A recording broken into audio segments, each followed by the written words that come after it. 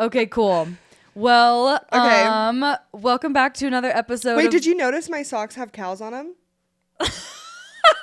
Did you see that, Nick? Well, now we see it. Look how cute Mine that is. have a cat somewhere. Yeah. Oh yeah, little kitty cat. Yeah, it's like a little Halloween sock. Yeah, it's a Halloween. It's like a mushroom, but It's Halloweenky. But it's a witch hat.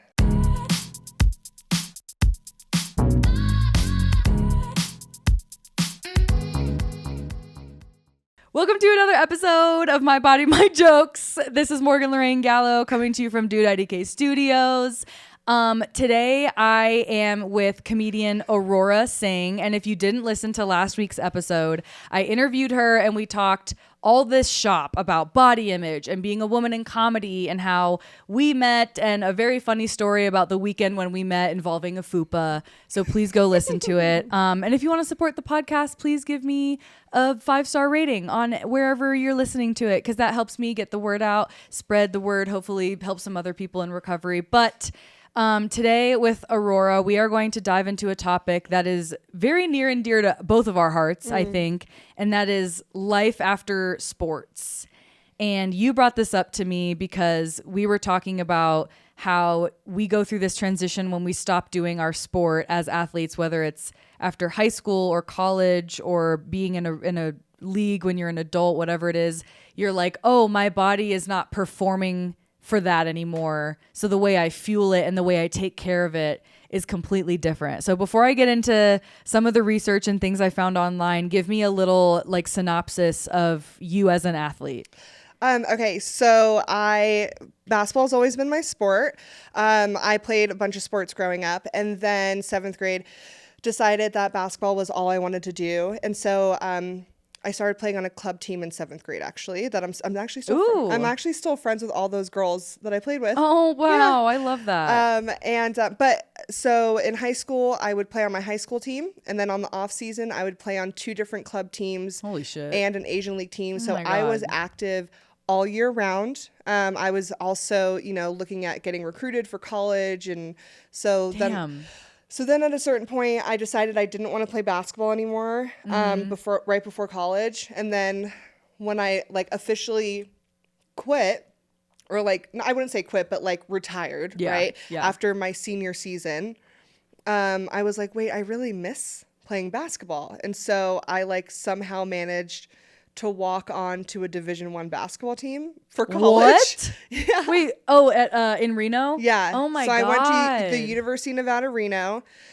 and I just jokingly was talking to one of the players that I saw at breakfast at an inbound. You do inbound trips as a new student. You'll stay overnight. Oh yes. Until orientation or whatever. Yeah. I saw some of the basketball players, and I jokingly was like, "Oh, I'm a basketball player. You should check out my film on YouTube." And then they did, and they showed the coach, and then she messaged me and said, "Come to open gym." And then I came to open gym, and then they signed me to the team. What? Yeah. Look at you, dude. So I was really excited because I had missed it, but then after that season, I didn't play. It was I realized college sports are very political. Yeah. And so I officially retired as a full-time athlete. But in college, I was pre-med, and a lot of my classes were with people who we were learning about the body, right? And so there's so many times I would be with my classmates studying in the library, and they'd be like, "Oh, tomorrow morning we're gonna go on a hike." And so I was very active still, because we would go on a hike, and then we'd go get a burger, and then we'd walk around downtown. We were just always moving. Yeah. Graduate college, that's not what's happening anymore, right? And that's where what year is it? 2024. I graduated 10 years ago. I have no idea how to fuel my body now that I'm not training or as active as I was when I was in college, or even as an athlete. Yeah. Because as an athlete, you're fueling to sprint. You're going all out. Yeah. All the time. There's no oh, I'm just going to walk on the treadmill today. It's every single day you're training, you are training. Right. And when you become an adult and you have a job and you have bills to pay and you're tired, totally different. And you don't have the you don't have a trainer yelling at you to be you have to make this in 45 seconds or you're starting over. Yeah. You don't have that. Did you, after college, also continue to be an athlete in the way that you worked out, like in your personal life? No? No, Because you did. Do you still do Orange Theory, or you were doing it for a while? I do. Which is like intense as fuck. It is, but it's nothing compared to what. True.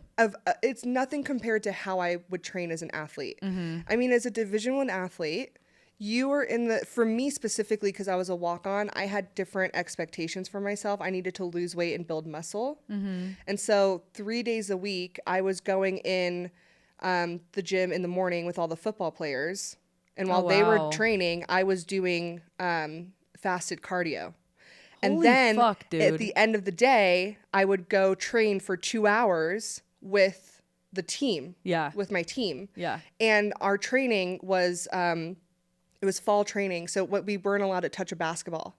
But we went outside for 2 hours and we were running sprints on the football field. We were doing stadium stairs. Mm-hmm. We're doing push-ups. We're doing fast feet. We're training like athletes. Yeah, yeah. I don't do that at Orange Theory.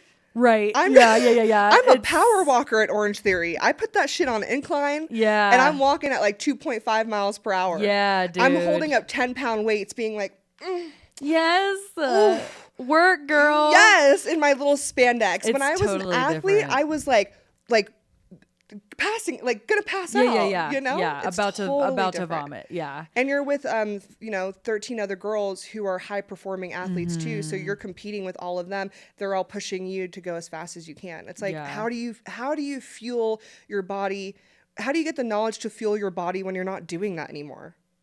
Yeah. That was my whole life, my entire life. And then that just stops. And then you're like, oh, today I was only able to walk on the treadmill for 45 minutes, or today I was able to go on a 30-minute run. Mm-hmm. And that's all I did. How do you fuel your body for that? Yeah. Yeah. Do you feel like you've been lost since then? Yeah. With nutrition? When I graduated college, I gained 100 pounds. Oh, okay. How quickly did that happen? Over a 2-year period. Okay. Mm-hmm. Man. And 100. Did you ever get to a point where you were like, oh shit? Yeah. Or was it just kind of gradual and you never really like noticed it? I noticed it, but I didn't know how to fix it. Mm-hmm.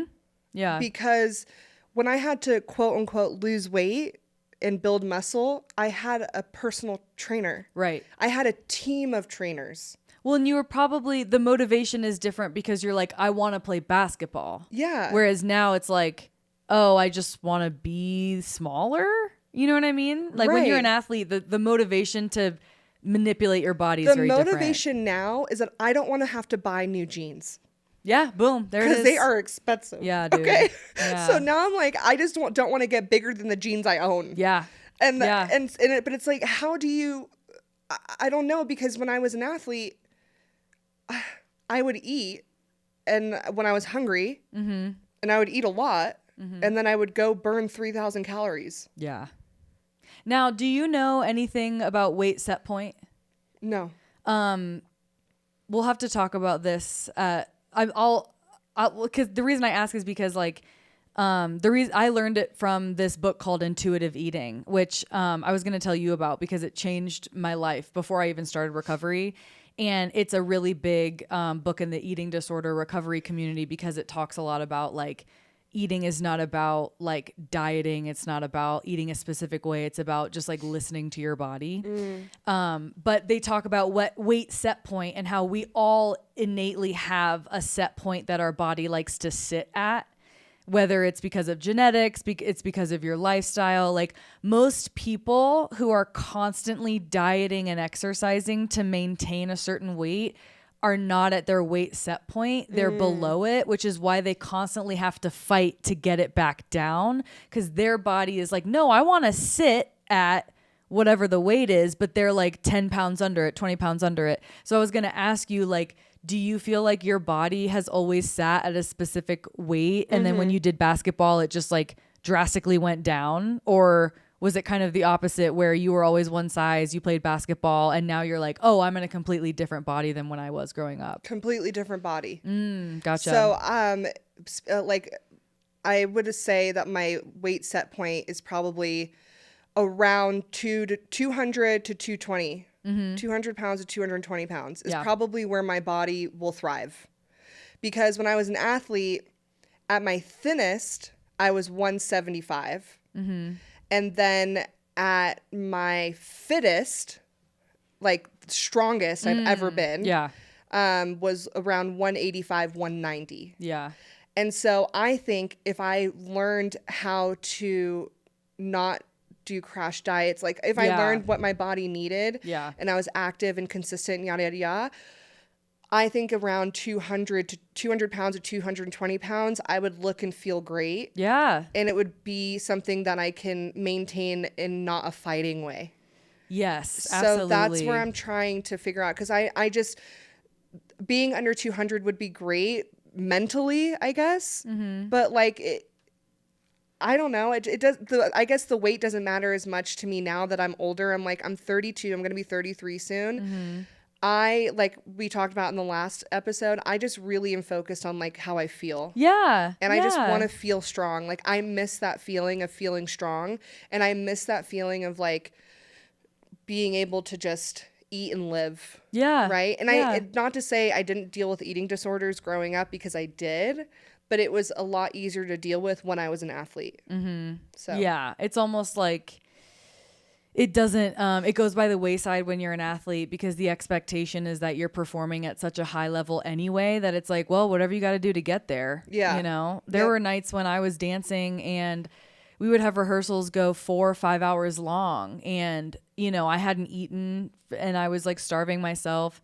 And by the end of it, I was so lightheaded that I was like, I don't know if I can drive home. But in my mind, I was like, well, don't eat anything when you get home. Like, you just burn so many calories. You don't want to like take them back. Yeah. And that whole thing is so fucked up. And I dealt with the same thing where when I stopped dancing, my body completely changed and went back to its weight set point. Because for me, I've always sat at like 165, but I don't know how much I weigh now because they don't let you know that number when you're in recovery. My nutritionist weighs me and she keeps those numbers close to her chest. Yeah. She's like, you can't see this.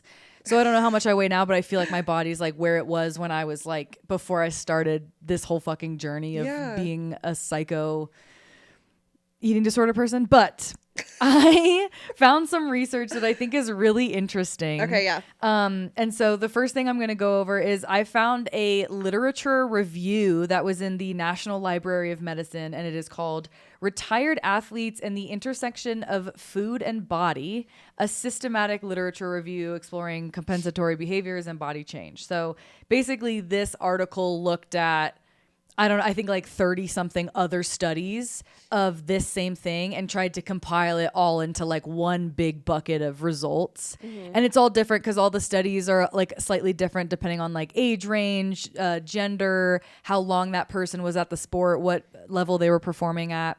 But overall, 11 out of 16 studies presented findings that fit the theme of disordered eating and compensation.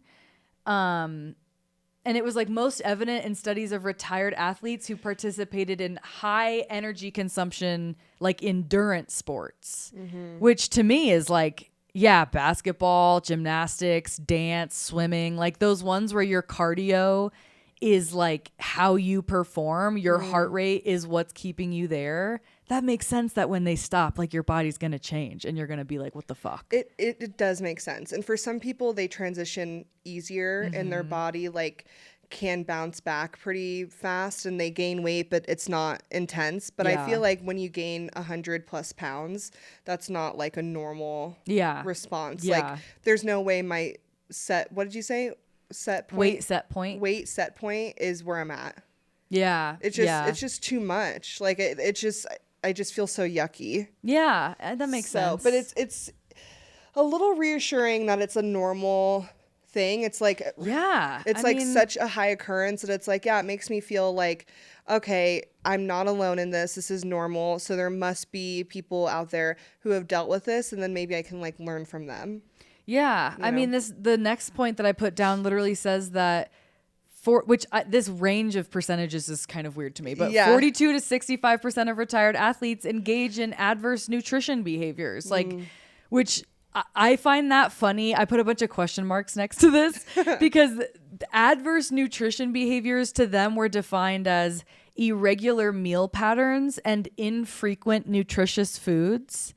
So I'm like, okay, I agree with the adverse nutrition behaviors. There's probably some type of disordered eating going on, but the infrequent nutritious foods to me is confusing because like inherently all food has nutrition. So saying that there's infrequent nutritious foods, I'm like, what, you're just saying that they're not eating a lot of salad. Yeah. But that doesn't mean that they're not eating like... what does that mean? I mean, also ask me what I had for breakfast. I had all carbs. But see, that's the thing. That's what's so misunderstood. And this is something I've been learning from my nutritionist is like our brain runs on carbs. Yeah. Like our body needs carbs are not this like bad thing. And the idea of nutrition is so like perverted in the way that it's been presented to us, because nutrition isn't about looking at what you're eating and being like, okay, I got this many things of this today. I got this many things so I can allow myself this for dinner. No, it's looking at it and saying, okay, how is this all feeling in my body? Yeah. And do I need to make any adjustments? And Maybe if the answer is no, maybe that's what they mean. Yeah. Maybe that's what they mean is that like as athletes, like we don't know, retired athletes, it's like we don't know what our body needs in a normal sense. Because when I was training as an athlete, I was making sure that I was getting electrolytes. I was making sure that I was getting, vitamin C, protein, like all these things to make sure that I could perform. You take a lot of potassium. You like take sodium supplements so you don't cramp up. There's like a lot of things that you make sure that you're getting to take care of your heart and muscle recovery and yada, yada, yada. And now it's like you can't have salt supplements as a normal person. Your heart will stop. Like, did you keep taking them after? No. Oh, okay. Because you don't need it. It's maybe that's what they mean by not nutritional infrequent nutritious foods. Yeah. It's just funny because I think that's such a ED recovery warrior thing of me to say, to be like, technically all food has nutrition. So like it's such a niche community that I've found on TikTok. That's like people who are so far into recovery that we see the complete other side of how fucked up diet culture is. Yeah. So whenever I see shit like that, I'm like, triggered. Actually, literally, this is wrong. Okay. Anyway, I also found this is all just like paraphrased or like copy and pasted from this article, but a lot of them found unrealistic goals of body composition maintenance were associated with established restrictive behaviors. So in English? I know. So it's like the athletes know that if they have a pattern of, or if there's a specific pattern of restriction, which they don't see it as that when you're an athlete, they're like, okay, I'm going to eat this many carbs, this many produce, this many protein. They're like, if that's what I'm putting in, what I'm going to get out is this body that I've had while I've been doing the sport. But they don't realize that that's a restrictive thing because, of course you're having a specific diet because you're doing a specific sport. Yeah. But when that changes and all of a sudden your body changes, but maybe you're still eating the same way, you're like, well, wait a minute. I had the formula. Now the formula is not working anymore. Because you have to change the formula. And the problem for me personally is that I don't know what that formula is anymore. Yeah. Because like what you're saying is like there were many times playing basketball that it was like, okay, we have a big tournament this weekend, which means, Wednesday night, eat. You got to eat. Yeah. You got to eat. We got to start eating Monday. By Wednesday, you guys got to eat. Make sure you fuel your bodies because this weekend we have 4 games and we need to make sure we perform. So make sure you're fueling your body this week with what you need. Get that protein in, get those carbs in, And it's like, great. So then that week, but then the next week, it's like, okay, now we're eating to train. Yeah. Right? Or like when I was trying to lose weight, build muscle with the UNR team, it was like you have to do fasted cardio and then you need to pack on the protein and then like yada, yada, yada. So when you don't become or when you retire from being that type of athlete, you don't know when you're supposed to carb load. Like for me, I'm like, when do I carb load? Okay, I guess I don't. But carb load anymore, but I like really want carbs, and then it's like, and then I need to eat a lot of protein, but like, I'm not training as hard, so do I eat as much protein right. as I what? And then, but I shouldn't eat that. And then they said milk is bad, but milk is good, but oat milk is bad, but oat milk is better than soy milk, because soy milk will make your estrogen bad, and then the estrogen is bad, then you have hormonal issues, but then you need to eat more carbs because hormones, but if you have too many carbs and you're not fat, you have cortisol face, and oh my God. It's a never like, ending chasm of diet culture bullshit. I just don't know. Could someone just tell me what I should? And then because you are, as an athlete, used to like a formulated lifestyle. Yes. It's not even just the food, it's the lifestyle. A rigid schedule, a wake up time. Yes. Yeah. You have to show up, you have to train, you got to come to the meetings where you review. It's so regimented. And then it's like, then you stop. And then that no one tells you where to be. No one tells you when to show up to work out. No one tells you what you should be eating that night before the next day. And you're just paying, you're just like paying your Hulu bill, and you're like eating a burrito. Yeah. And you're like, well, you're like, oh wow, this is the third time I've DoorDashed this week. Shit. You're like watching the Secret Lives of Mormon Wives eating a bowl of Chipotle, God, and you're just like, what's happening right now? You're like, they have soda bars? Yeah. What? Oh my God, I want to try that actually so bad. Same, I know. That one girl that was like, my drink is 1 pump pineapple, 1 pump mango, 1 pump coconut, 1 pump, and I was like, oh my God, what is she fucking making a secret formula and for I was fucking like, Cusco? And I was like, let me try that. Yeah.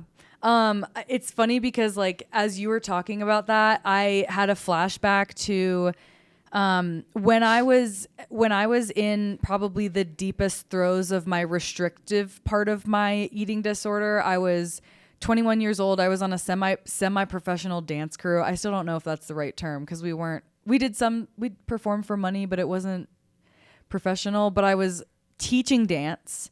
I was doing dance as a hobby, and I was studying dance in college. So on any given day, I was dancing for at least 3 hours. And I now I'm like, I'll take a 1 hour dance class and I'm good. You know what I mean? Yeah. And back then trigger warning, I'm going to talk about like restrictive meals. If that is something you don't want to listen to, skip ahead. But like, I would wake up and eat like 2 pieces of toast with, dehydrated peanut butter on them. Do you know what that is? Where you just add water? Yes. Yeah, that like PB2 shit. Yep. Disgusting. Yep. I had this. Oh my God. I ate the same thing. Yep. And I would do that with like a banana or something. And then I would go to school, and my go-to lunch, Aurora, I'm not exaggerating, was an apple, a 1/4 cup of almonds, and a cut up celery stalk. That was my lunch. Wow. And then I would go and do my either dance course, or I would go teach dance for 2-3 hours. And then I would go to dance rehearsal, where it was, an adult rehearsal space. So we were conditioning, we were doing push-ups and sit-ups, we were stretching, we were going over the dance, we were learning choreo, we were running the choreo. And sometimes those went long. Sometimes I didn't get home from dance until 2 a.m. Wow. And that's what I was eating, thinking, oh, I'm getting my fucking carbs and my protein with the almonds and my fucking vegetables with the celery. Like, I legitimately in my mind was like, I'm getting all the food groups. Yeah.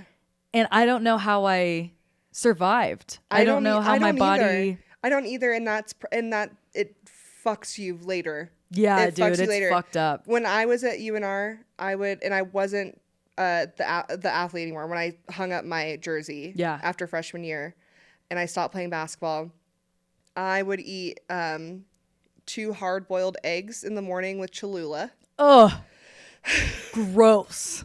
And then I would make a smoothie with no protein in it. It was like fruit, celery, and orange juice. Oh, okay. And I would. Those are actually kind of good, but I get it's like delicious. not very like fueling for an athlete or whatever. But that's all I would drink. The whole day. So I would put it in a bottle. No water. And I'd drink water. Okay. But I would like put that in a bottle. I would drink it. Anytime I felt a little hungry, I would take a little sip of it. Wow. And I wouldn't eat the whole day. I would just have that. And then I would go home and I would have like half a can of black beans. And then... With what? Just warmed just black beans and Cholula. Heated up with Cholula. And then I would... So I would do that. And then I would do for dinner... I mean, I guess that was like kind of dinner. Yeah. Black beans. And then sometimes I would if I was like, oh, I need to bring a snack today, I would bring a bell pepper. Why are bell peppers the fucking... I would eat it like an apple, Morgan. Yeah, why are they always the choice of eating disorder minds of like, this is the best snack? Because it has vitamin C. This fucking bark covered in acid. Ugh. So I would bring a bell pepper and I'd bring an avocado. I would eat the bell pepper like an apple and I would rip the skin off the avocado and just eat the avocado around the seed. In front of people? In front of people in public, Morgan. You would just whole mouth an avocado with the peel off? In a lecture hall.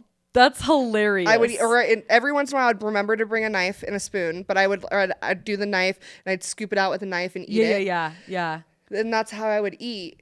And then I would be able to do that for maybe a few days. Yeah, 3 days. Yeah. And then I would binge eat at night. Yep. I would go to the DC store. They had the best mac and cheese, like baked mac and cheese with breadcrumbs on top. Yum. So good. I would eat all of it. Yeah. It was like huge family style. I would eat the whole thing. And then I would start again. And then when I was on the basketball team and I was training, I needed to get more protein, but I didn't want to eat the skin of the chicken strips. So I would go order chicken strips at the DC store and I would scrape off all the skin. The breading? All the breading. Wow. And I would just eat the meat. And you think in your mind, you're like, oh, I'm doing myself a favor. I was like, I'm fucking killing it. Yeah. Look at me taking the skin off this chicken. Biohacking. Ooh. Biohacking. Ooh. Oh my God, dude. So gross. It makes me really sad. It makes me sad too. But that's like so. And I thought I was fat then. And this was when you were still training. You were still doing basketball. I was like, I'm so fat. Yeah. Ugh, I'm so disgusting. Well, because there's nothing to tell you otherwise. Like there's no, like you don't have the data to be at that age, especially to be able to be like, oh no, I am engaging in something unhealthy, because no one is looking at you being like, yeah, that bell pepper's not going to fuel you. People are just looking at you like, I should not talk to her because that's fucking weird. Because if I saw someone just whole assing a red bell pepper to their face in a with lecture the stem hall and everything, and just being like, with the seeds in it, I would eat around the seeds. Oh my God. Okay. I would just be holding the stem with seeds at the end and just put it back in the plastic bag and put it in my backpack and then you take out an avocado and start peeling it. I'm like so hot. That is like, sociopath behavior, Aurora. That's not even like, I think it was like mysterious and cute. Yeah, for sure. And I can just imagine you're like slurping on the pit, trying to get all the avocado meat off the pit. You're Were like, you there? like just in it. You know what I mean? That's really sad. Yeah. I'm gonna turn that into a joke, I think. Okay. It would turn the boys on.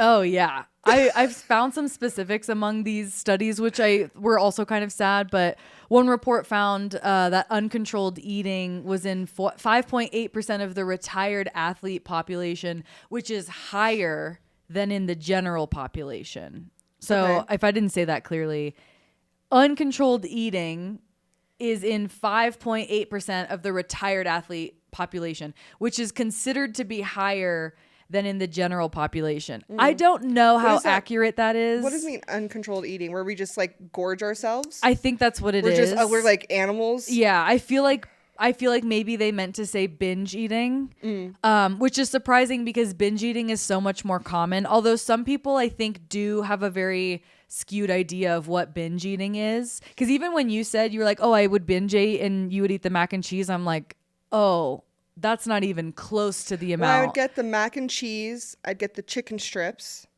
And then my roommates would get chicken strips. And then they wouldn't finish it. And I'd eat their chicken strips. Is that enough? No, still should no. I mean, binge eaters are like, it's like hours of eating, like uncontrolled. Like when I would have binges, like I would eat for probably like 2-3 hours.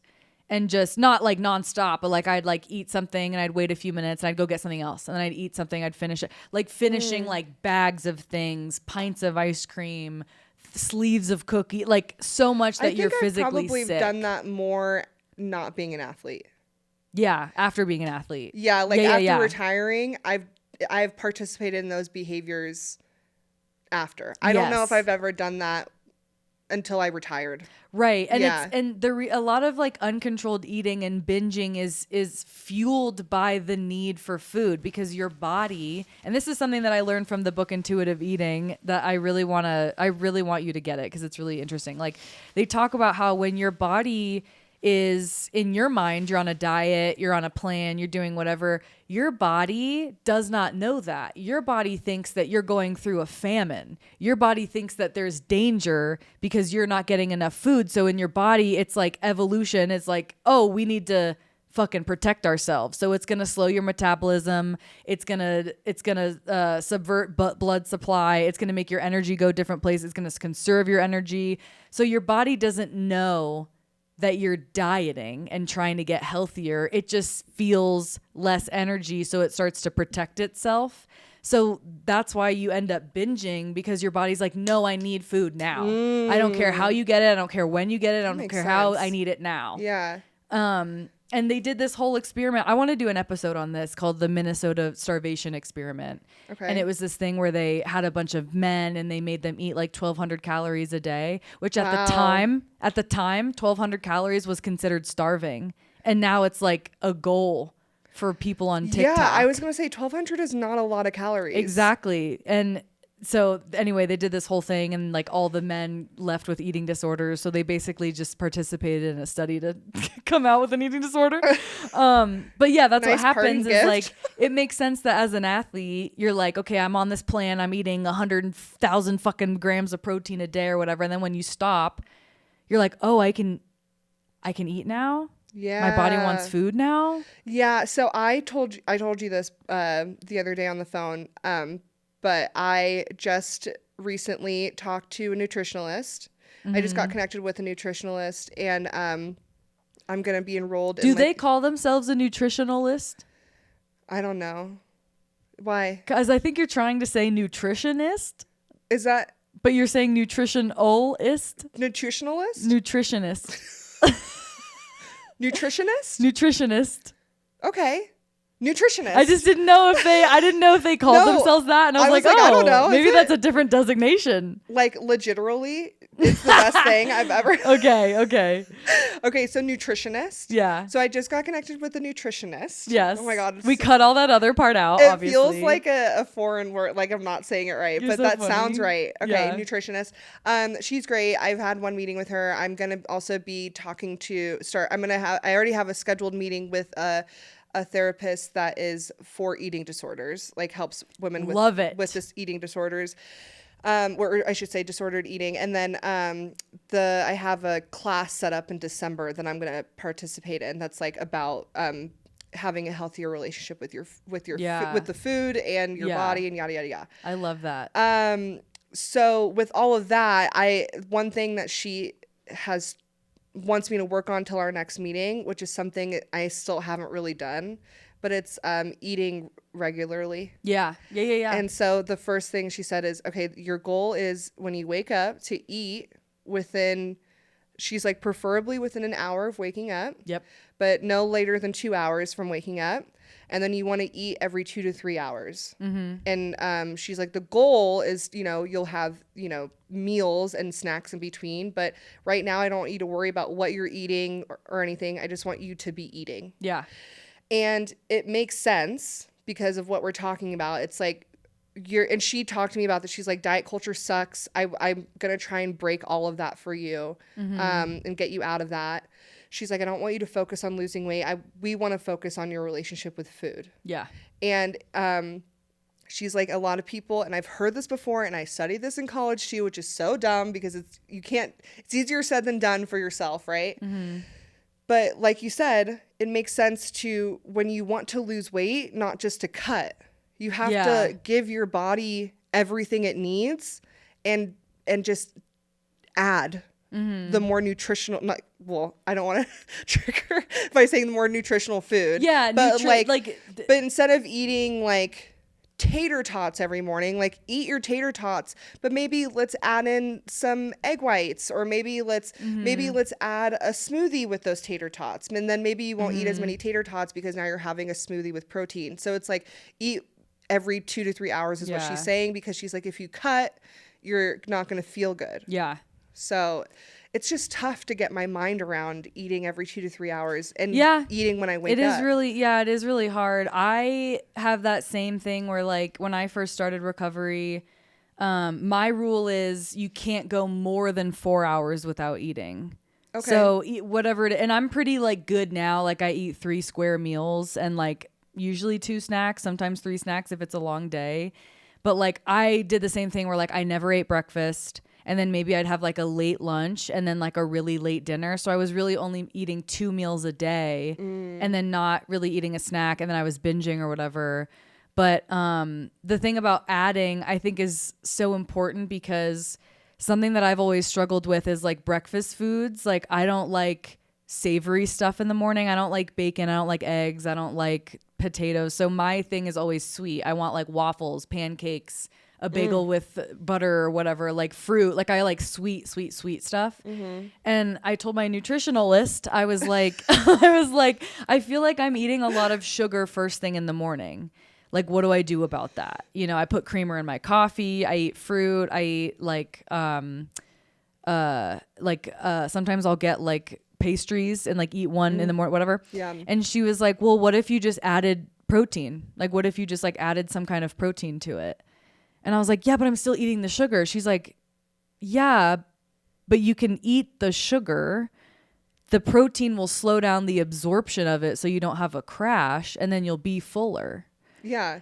And then you might like, eat less of the sugar too because now you're adding. So now you're eating. Well, and even like it's not even about eating less of the sugar. Like you can still have all of it, but now it's like I add like because I don't eat meat, so I use collagen protein and it's like a powder. I put it in like my coffee and stuff because I just need more protein anyway. But like I'll do that or I'll add like Greek yogurt to something just to know in my body. I'm like, okay, I'm putting the nutrition together. And that's the hardest part about recovery is knowing that like nutrition is to help guide you to making a decision that's good for your body, not to say, oh, I can't have this sugar. I have to only eat protein. It's about adding and making it more of like a partnership with your food. It's so annoying that 10 years later after college, right, I'm now just coming to terms with the fact that I have no idea how to fuel my body as a normal person. But you're coming to terms with it. I'm coming to terms with it finally. And you literally... And I'm taking the steps finally to be like, I actually don't know what I'm doing. Yeah. I don't know. I know something's not right. It's not, I've gone through the journey of self-hate, of hating my own body, hating the way that I am. And I feel like I'm past that. Yeah. I no longer, I mean, I don't want to say I'm 100% perfect all the time, but I rarely look in the mirror and go, you disgusting piece of shit. I'm always like, that's great. Yeah. So I'm like, I've kind of moved past that. And now that I'm on the other side of it, I'm able to look at myself and go, you don't feel good. Yeah. Like, let me love you like a friend. What do you need?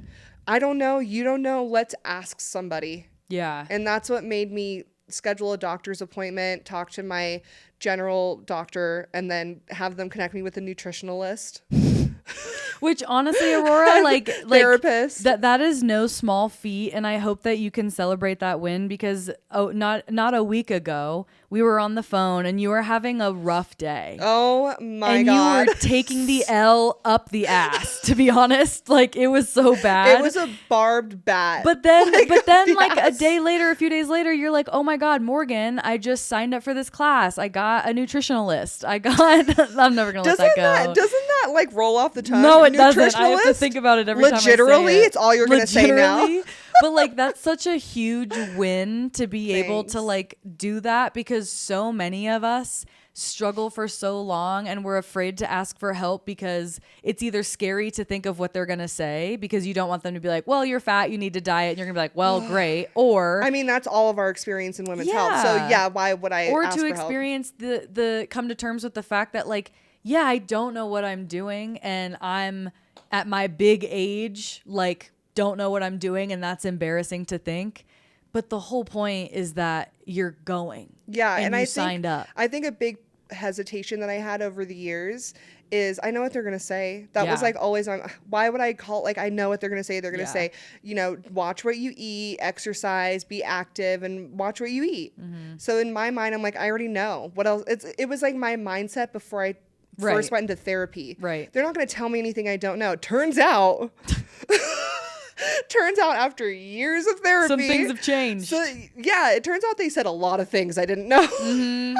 So it's like now I'm like coming to the terms of like, well, they're probably going to say things that I don't know. Yeah. And it's going to be beneficial. And if it doesn't work out with this one, then I'll just find another one. Because that's the same thing with a therapist. It's like it's like kind of like dating. You have to find someone who knows how to communicate with you in order to achieve the goal that you're trying to achieve. And I will say, like, I'm happy that you, with the nutritionist, had someone say, like, I'm going to break diet culture for you. Yeah. Because something that I have a really hard time with is the fact that there are a lot of practitioners who play the guise of, I work with people with eating disorders, quote unquote, or I'm really good with working with people with eating disorders, when what they actually mean is, I had some disordered eating when I was younger and I don't anymore. So I have all the answers, but they don't have the accreditation. They don't have like the actual degree. And so I struggled with that because I saw a bunch of therapists when I lived in Florida, which is a red flag anyway. But like, there were so many therapists that I saw that were just like, yeah, I'm like a trauma therapist. Like, you know, we do cognitive behavioral therapy. Oh, and eating disorder specialist. But then when I walk in, I'm like, oh, this is just a very thin woman who was anorexic when she was in college and now is fine, but she has no idea how to work with someone with a genuinely diagnosed mental disorder. Yeah. She just, you know what I'm saying? Yeah. So it's good to know that you work with a team, or that you will find a team if these people aren't the ones that are like actually like they know, they have the skill set and they have the qualifications. And it was really nice talking to her too, because I told her that I was an athlete. Yeah. When I was younger, and I was like, I was a very competitive athlete, and I told her that what I told you, I'm coming to terms with the fact I don't know how to feel my body as a normal person. And she was so understanding of that. She was like, yes, this is normal. Yes. That's awesome. So I was like, fuck yeah, dude. I love that. I love that. A little tiny bit more of this research before we get on to our questions. I saw that, one study reported that athletes who have like a lot of career dissatisfaction or injuries or surgery where like their careers cut short, were 2.4 times more likely to develop symptoms of disordered eating in retirement. Yeah, that which makes sense, right? Because like something happens to your knee, something happens to your shoulder, you know, or like you don't have the career you think you're gonna have, and then you get out of it and you're like, well, what the fuck do I do now? Yeah. I mean, it's just another way where athletes can't transition. It's just a more dramatic way where athletes can't transition from training. And then when something happens like that, where now it's on even like a time thing or a choice thing or a guidance thing. It's a physical thing. Right. It's like, that's now trauma with not knowing how to feel your body. So yeah, it's just another transition that's like, I don't know what I'm doing. I have no guidance. When I was an athlete, guidance every step of the way. Yeah. You know, when I quit dance, I was literally like, I was like binging to make up for the time that I would have been in rehearsal. Yeah. So it was like that, it immediately replaced it. Yeah. Yeah. It's so weird. Also, there was one more that I thought was interesting. This was from a different article called Athletes with Eating Disorders, Analysis of Their Clinical Characteristics, Psychopathology. Yeah, I read that and I definitely Psychopathology, and I don't know, and response to treatment. And I just found this one thing very interesting.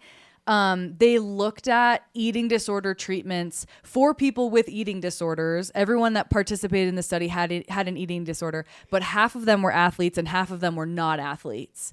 And what they found was there was no huge differences that they could glean in terms of treatment of them, whether they were an athlete or non-athlete, because they all had eating disorders and varying behaviors.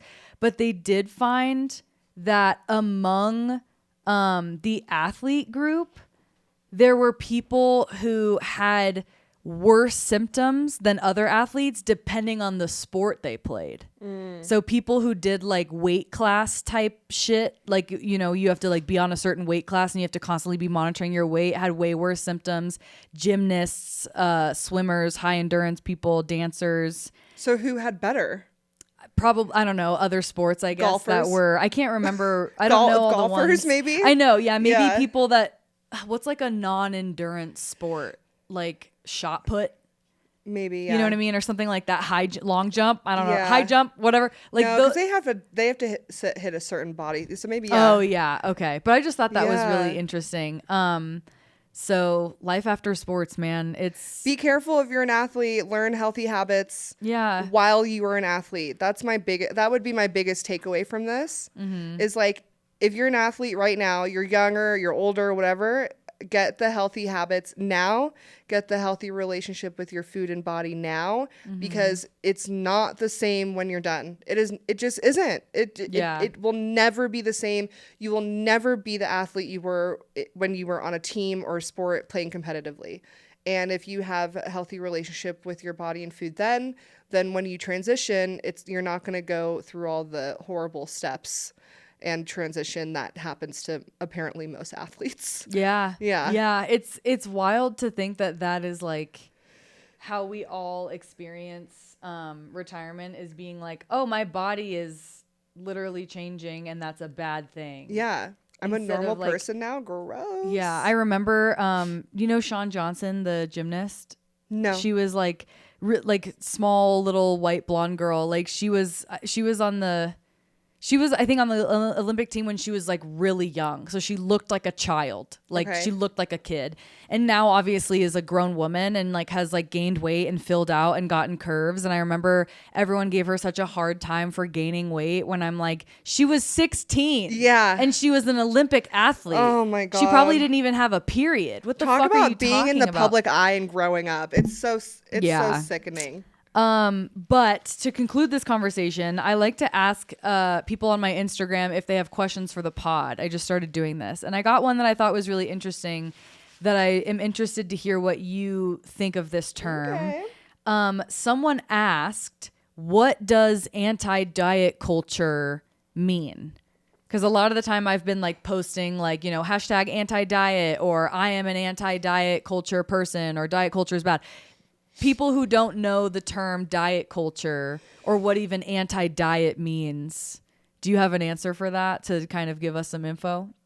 Anti-diet culture? Like, what does that mean? That means that you're not worried about, you're not trying to follow any kind of like fad diet.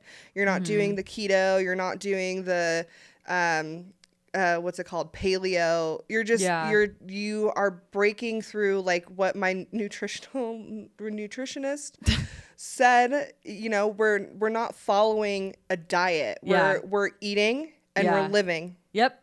That's exactly what it is. So it's anti-diet culture. It's literally, you don't want, you're not worried about eating, it's not even about eating balanced. It's just like eating. You're hungry. Yeah, food is hungry. Food. If you're hungry, eat food. Yeah. Yeah. I just Googled what diet culture is because I wanted to see if there was an actual definition.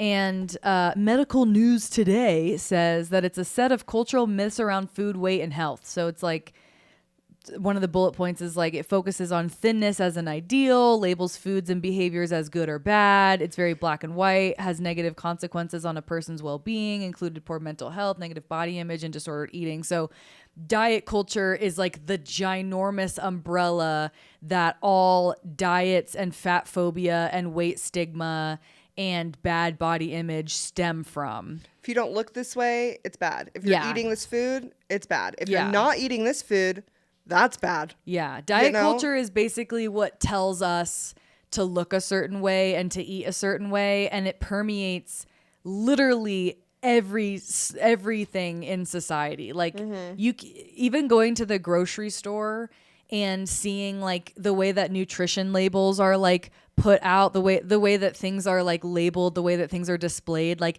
that is diet culture. You know what I mean? Because obviously there's companies that want you to buy their products, but there's also companies that go out of their way to be like, this is poison, this is bad, this is that and that. You know what happened the other day? This didn't happen, but I saw it on Threads. Okay. This girl was this nutritionist, anti-diet nutritionist, was putting out like a bullet point of things, and one of them was processed food is important. And all of these white people in the comments were like, processed food is terrible for you. Processed food is chemicals. Process. And not one of them had the wherewithal to understand that there are people that live in food deserts. There are people that don't have access to exactly fresh what produce. I was gonna say. There are people that don't live in Denver, Colorado, where you can walk down to the Central Market and get a bucket of raspberries for $17. Like there are people that need processed food to survive. People also, there's a large population of people who can't afford not processed food. Yeah. People have to buy. Some people can only afford to buy food from the Dollar Tree. Mm-hmm. It's like that's what they can survive on. That's what they can survive on. And being alive is better than being thin and starving and poor and broke. Yeah. And broke, not being able to pay for your electricity because you're buying a $17 box of hand-picked washed raspberries that are selected to look pretty in a box. It was there was so much privilege in the comment section that I was just like, and it was all these Gross. like influencers, like these really skinny girls and these really like buff dudes that I'm like, you have no idea what it's like to be someone that has to have processed food because they have a family to feed and they can't afford to go to the grocery store every week. Like they have to have something that can sit on the shelf. Yeah. Anyway, so that got me annoyed. And then the next question is, what's the best thing a man can do to support a partner or family member in her struggles with disordered eating? Wow, I love that question. And also, man or woman, it could happen. Yep. Men also, my first reaction to this is like, this could be the guy and the wife has to support the guy because guys also deal with this kind of stuff. It doesn't matter woman, man, whoever is in this relationship. It's a person struggling. And the best thing that you can do is just ask them what kind of support they need and be specific. I think would be ask your partner, first off, what are you struggling with? You know, are opening the conversation, in general. Giving them a safe and comfortable space. What are you struggling with? If you don't want to tell me, that's fine. Do you want me to help you find a provider or someone that you can talk to? You know, asking specific questions on how that person can have help and giving them choices so that way they can feel like they have control over their situation. Because so a lot of the times when you're going through it, you don't know what you need and you feel lost and embarrassed and scared. And so if someone came to you and was like, hey, what are you dealing with? Oh, you don't want to talk about it. Have you talked to someone? Is there someone that you can talk to? No. Would you like my help to find you someone to talk to? Mm-hmm. Or would you like to read a book about it? Would you like to do your own research first? And then that person that's struggling can say, okay, I have choices. Let me make a choice. Now I feel like I have more control. Yeah, something I would add on to that, because I'm thinking back to all the times when my mom was trying to help me but didn't understand that the way she was approaching it was coming off very like accusatory. Instead of being like, hey, I see you struggling with this, or pointing it out because they might feel embarrassed about it, sitting down and just being like, how have you been feeling lately? Yeah. Like how do you feel? And if they're asking like, why are you asking me that? As a concerned party, you can just be like, I'm your friend, I'm your sister, I'm your mom, whatever. And I love you so much. And I feel like something's been off and I want to make sure that I can support you if you need it. For sure. And then it can kind of like come out. Cause some people I feel like are really good at just being like, yeah, I'm struggling. I need help. And then other people are like, no, I'm fine. What are you talking about? So you almost have to like drag it out of them. But then just let them know, hey, I'm here. You know, whenever you need, I'm here for you. Yeah. Even if they're scared, be like, I get it. I get you're scared. Yeah. And it makes sense. You don't want to talk to me, that's fine. But I want you to know that I'm not going to judge you. Mm-hmm. You know, just make it like an open, safe space for them. And there's also always resources. I always put the National Eating Disorders hotline on the end of every episode. So if you stay tuned, you'll listen to that. There's also one linked on the link tree for this podcast. So there's always resources out there for you. If you genuinely don't know what to do, there are people that can help you and kind of like intercede the conversation. Oh my God, send me a message. I'll help you, girl. Yeah. Send me a message. We'll talk about it. Aurora, where can everyone find you? Aurora Singh Comedy on Earthing. It's my website, aurorasinghcomedy.com. I have all my show dates on there. You can also sign up for my email list. I should have said that in the last episode, but I do have. We'll put it in the show notes. Okay, so I have an email list. You can sign up for. I'll only send you an email when I'm near you. When I'm going to perform near you, not when I'm near you, like by your house or something. That's weird. But you can follow me. Aurora Singh comedy on everything. Aurora, spelt like the Disney princess. Singh. Love it. Love it. Sing spelt like I thought you were saying love it like shut the fuck up. No. I just forget that Sleeping Beauty's name is Aurora. Like I just think her name is Sleeping Beauty, but her name is Aurora. Her name is Aurora. Yeah. Sing spelt like every Punjabi person you've ever met, and the word comedy. And if you can't spell comedy, please do not follow me. Don't follow her. But send me a message if you need help. Okay, I'll help you. I love you. But thank you for being here and talking about life after sports. Thanks so much for having me, I'm so happy. Morgan. Again, if you didn't listen to her interview in the last episode, the interview is really good. We talk about all kinds of fun stuff, her journey in comedy, body image, someone who slapped her fupa at a gay bar. But remember that you are amazing. You can be your own person. And ChatGPT thinks that this is a funny sign off. Until next time, remember, your body is not a battleground. It's a dance floor, so shake it like no one's watching. Bye. Bye. Thank you so much for listening to My Body, My Jokes. Please be advised that the information provided in this podcast is for general discussion purposes only and should not be considered medical advice. Always, always, always seek the advice of a qualified healthcare professional with any concerns you might have regarding the topics discussed in today's episode. Also, if you or someone you know is struggling with an eating disorder, please call the National Eating Disorders Association helpline at 1-800-931-2237. Bye.